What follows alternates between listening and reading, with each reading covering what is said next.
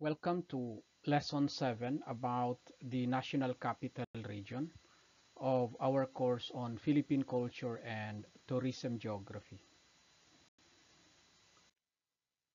So as an introduction to the National Capital Region or NCR, it is sufficient to say that it is also known as Metro Manila, and it is the political, economic, and cultural hub of the Philippines. It is located on the western part of Luzon, bordered by the provinces of Bulacan to the north, Cavite to the south, Laguna to the southeast, and Rizal to the east. NCR encompasses 16 cities, including Makati, Quezon City, Manila, Taguig, Pasig, and of course Parañaque, making it the most populous region in the country. By the end of this lesson, students should be able to first identify and describe the geographical, political, cultural characteristics of the National Capital Region or NCR. And second, they should be able to analyze the tourism potentials and local economic initiatives in NCR, including its tourist attractions, local cuisine, handicrafts, and government programs. Now, let's deal with the geographic profile of NCR. The region covers a total area of at least 619.57 square kilometers, or roughly 0.2% of the total land area of the Philippines.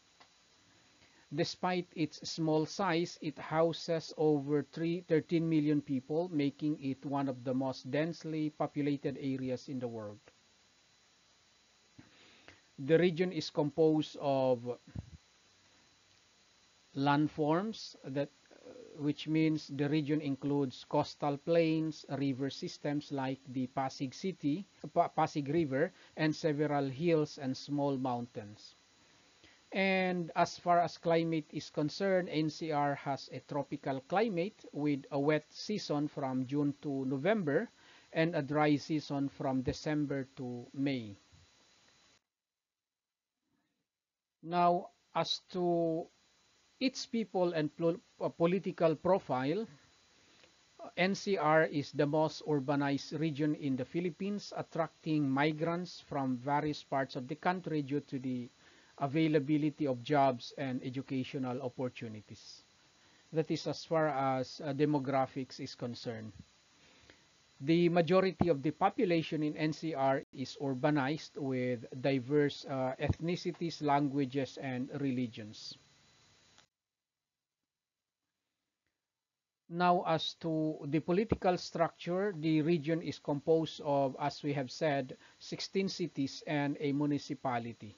We have Manila, Quezon City, Makati, Caloocan, Pasig, Taguig, Muntinlupa, Mandaluyong, Marikina, Parañaque, Las Piñas, Malabon, Navotas, San Juan, Pasay, Venezuela, and Pateros. Each city has its own local government, but they are coordinated by the Metro Manila Development Authority or MMDA, which oversees regional planning and public services. Now, how to get there? So NCR is well connected to the rest of the Philippines and the world as it is the capital, with numerous transportation options. For example, by air, Ninoy Aquino International Airport is the main gateway to the country, offering both international and domestic flights. Then, as far as by land is concerned, the region is accessible via major highways such as the North Luzon Expressway or NLEX, South Luzon Expressway or SLEX, and the Metro Manila Skyway. Public transportation, including jeepneys, buses, and the MRT Metro Manila Transit, is widely used for getting around within the region. Now, as far as via sea. Manila's harbor, particularly in the port of Manila, is one of the busiest in the country, handling both international and domestic cargo and passenger traffic. Now, how about tourist attractions in NCR? The region is home to numerous historical, cultural, and entertainment landmarks that draw both local and international tourists. Some notable attractions include Intramuros, which is a historical walled city in Manila, rich in Spanish architecture and history. We have also, of course, the Rizal Park, a national park commemorating the life of the Philippine national hero, our hero, Dr. Jose Rizal. We have also the National Museum Complex, which the comprises the National Museum of Fine Arts, National Museum of Anthropology, and National Museum of Natural History. And of course, we have the SM Mall of Asia, which is one of the largest malls in Asia located in Pasay City, offering shopping, dining, and entertainment. Then we have the Bonifacio Global City of Taguig City, which is a modern business and lifestyle district with art museums and trendy dining spots. Now, how about the YAMI program in the region? When we say YAMI program, it is actually an initiative by the Department of Tourism aimed at promoting local food experiences and culinary tourism. So this program showcases the diverse food culture of NCR, from street food vendors to high-end restaurants.